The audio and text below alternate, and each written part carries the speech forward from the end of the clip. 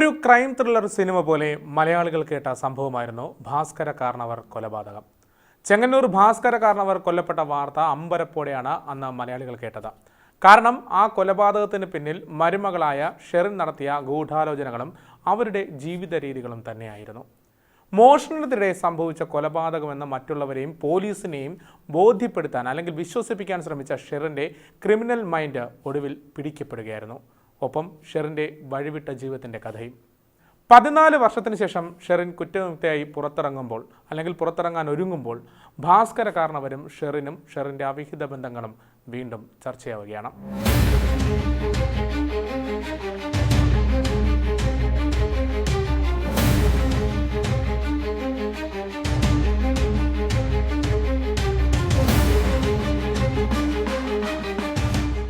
സെക്സും പ്രണയവും അവിഹിതവും കൊലപാതകവും പകയുമൊക്കെ കൂടിച്ചേർന്ന ഒന്നായിരുന്നു കാർണവർ കൊലപാതക കേസ്. 2009 നവംബർ 7-നാണ് കാർണവർ തറവാട്ടിലെ ഭാസ്കര കാർണവർ കൊല്ലപ്പെടുന്നത്. അന്നേ ദിവസം രാവിലെ വീട്ടുജോലിക്കാരി കാർണവർ ഹൗസിലേക്ക് എത്തിയപ്പോൾ കണ്ടത് നാക്ക് പുറത്തേക്കിട്ട് വായിൽ നിന്ന് ചോരയൊലിപ്പിച്ച് പേടിപ്പെടുത്തുന്ന നിലയിൽ ഭാസ്കര കാർണവർ കിടക്കുന്നതാണ്. നാട്ടിലും വിദേശത്തും സാമാന്യം നല്ല പേരുള്ള കുടുംബമായിരുന്നു കാർണവർ കുടുംബം. കാർണവർ കുടുംബത്തിലെ ഭാസ്കര കാർണവർ കൊല്ലപ്പെട്ടു എന്ന വാർത്ത ആ പ്രദേശമാകെ അപ്പോൾ തന്നെ പടർന്നു പോവുകയാണ്.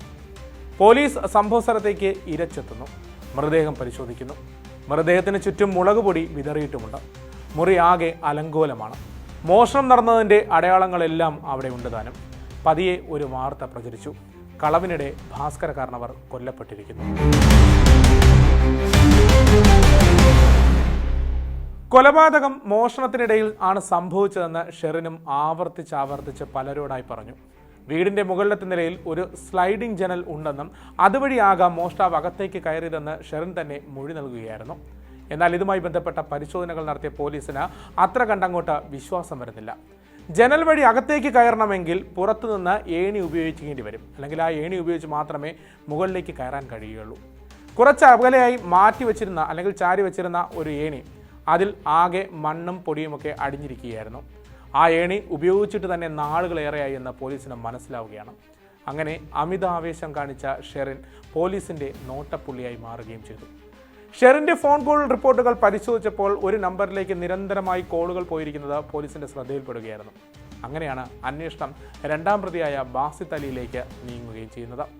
തുടർന്നങ്ങോട്ട് ഷെറിൻ്റെ ഗൂഢാലോചനയെക്കുറിച്ചും ആൺ സുഹൃത്തുക്കളുമായ വഴിവിട്ട ബന്ധത്തെക്കുറിച്ചും പോലീസ് മനസ്സിലാക്കുന്നു. അങ്ങനെ ഷെറിൻ കാർണവർ കൊലപാതക കേസിൽ അറസ്റ്റിലാകുന്നു. കാർണവർ കുടുംബത്തിലേക്ക് ഷെറിൻ കടന്നു വന്ന കഥ പിന്നീട് എല്ലാവരും തിരിച്ചറിയുകയായിരുന്നു. ശാരീരിക വെല്ലുവിളി നേരിടുന്ന മകൻ ബിനു പീറ്ററിൻ്റെ ജീവിതം സുരക്ഷിതമാക്കാനാണ് നിർധന കുടുംബത്തിൽ നിന്നുള്ള ഷെറിനെ മരുമകളായി കാർണവർ കുടുംബത്തിലേക്ക് എത്തിച്ചത്. ഇതിനായി ഷെറിൻ്റെ സാമ്പത്തിക ബാധ്യതയെല്ലാം തീർത്തു കൊടുക്കുകയും ചെയ്തിരുന്നു. അമേരിക്കയിലേക്ക് ഇവരെ കൊണ്ടുപോവുകയും ചെയ്തു. അവിടെ ജോലി ചെയ്യുന്ന സ്ഥാപനത്തിൽ ഷെറിൻ നടത്തിയൊരു മോഷണം അതോടുകൂടി പ്രശ്നങ്ങൾ ആരംഭിക്കുകയായിരുന്നു.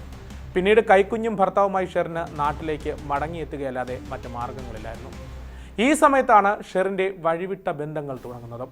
അന്നത്തെ സോഷ്യൽ മീഡിയ പ്ലാറ്റ്ഫോമായ ഓർക്കൂട്ട് വഴി നിരവധി പേരുമായി അല്ലെങ്കിൽ നിരവധി ആണുങ്ങളുമായി ഷെറിൻ തൻ്റെ കാമുകന്മാരുടെ എണ്ണങ്ങൾ കൂട്ടിക്കൊണ്ടേയിരുന്നു. കാർണവർ വില്ലയിൽ ഓർക്കൂട്ട് കാമുകന്മാർ ഓരോരുത്തരായി വന്നു പോകാൻ തുടങ്ങിയെന്നും പോലീസ് പറഞ്ഞിരുന്നു.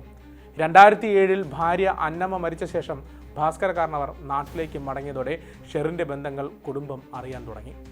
ഷെറിനെതിരെ കുടുംബം തിരിയാൻ തുടങ്ങിയതും അപ്പോൾ മുതൽ തന്നെയായിരുന്നു. ഭാസ്കര കാർണവർ എത്തിയതോടെ ആദ്യമൊന്ന് പരിങ്ങിയെങ്കിലും അല്ലെങ്കിൽ പതറിയെങ്കിലും ഷെറിൻ കാമുകന്മാരെ രഹസ്യമായി വീട്ടിലേക്ക് എത്തിച്ചുകൊണ്ടേയിരുന്നു. എന്നാൽ ഒരു നാൾ ഷെറിൻ പിടിക്കപ്പെട്ടു. പക്ഷേ അതിലും ഷെറിൻ കുലുങ്ങിയില്ല. പിന്നീട് അങ്ങോട്ട് ഈ സന്ദർശനം കാർണവരുടെ മുന്നിലൂടെയായി എന്നതാണ് സത്യം. തൻ്റെ കുടുംബത്തിലെ സൽപ്പേരിന് കളങ്കമുണ്ടാകരുത് എന്ന തോന്നലാകാം കാർണവർ ഷെറിനെ പൊതുമധ്യത്തിലേക്ക് തുറന്നു കാട്ടാൻ തയ്യാറായിരുന്നില്ല. പക്ഷേ ഭാസ്കര കാർണവർ മറ്റൊരു തീരുമാനം കൈക്കൊള്ളുകയായിരുന്നു. തൻ്റെ സ്വത്തിലെ ഷെറിൻ്റെ അവകാശം ഒഴിവാക്കി കാർണവർ പുതിയൊരു വിൽപത്രം തയ്യാറാക്കി. തൻ്റെ കയ്യിൽ പണമില്ലാത്ത അവസ്ഥ കൈവന്നതോടെ ഷെറിൻ ആകെ അങ്കലാപ്പിലാവുകയാണ്. അങ്ങനെ തൻ്റെ ആൺ സുഹൃത്തുക്കൾ വഴി ഷെറിൻ പണം കണ്ടെത്തുകയാണ്. ഈ തുക കൊടുക്കാൻ കഴിയാതെ വന്നപ്പോഴാണ് ഓർക്കൂട്ട് കാമുകനായ ബാസിത്ത് അലിയെ ഒപ്പം കൂട്ടി കാർണവരെ കൊല്ലാൻ അല്ലെങ്കിൽ ഇല്ലാതാക്കാൻ പദ്ധതിയിടുന്നത്.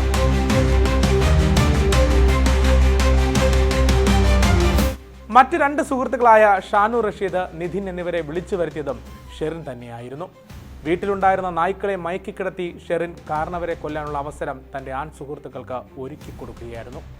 ഭാസ്കര കാരണവരെ കൊലപ്പെടുത്തിയ ശേഷം ഷെറിൻ മൃതദേഹത്തിന് ചുറ്റും മുളകുപൊടി വിതറി. മോഷണമാണ് നടന്നതെന്ന് കാണിക്കാനായി ഷെറിൻ തന്നെ ചില വിലപിടിപ്പുള്ള സാധനങ്ങൾ ബാസിത്തിന് നൽകുകയും ചെയ്തു. പക്ഷേ ഷെറിൻ്റെ ഫോൺ കോളുകൾ അല്ലെങ്കിൽ ഫോൺ രേഖകളും കൊലപാതകം നടന്ന മുറിയിലെ ബാസിത്തിന്റെ വിരലടയാളവും ഇവരെ കൊടുക്കുകയായിരുന്നു. ഒരിക്കലും പിടിക്കപ്പെടില്ല എന്ന് കരുതിയ ഷെറിനും സുഹൃത്തുക്കളും അങ്ങനെ പോലീസിന്റെ പിടിയിലാകുന്നു. 89 ദിവസത്തിനിടെ കുറ്റപത്രം നൽകുകയും പ്രതികൾക്ക് ജീവപര്യന്തം ശിക്ഷ ലഭിക്കുകയും ചെയ്തു.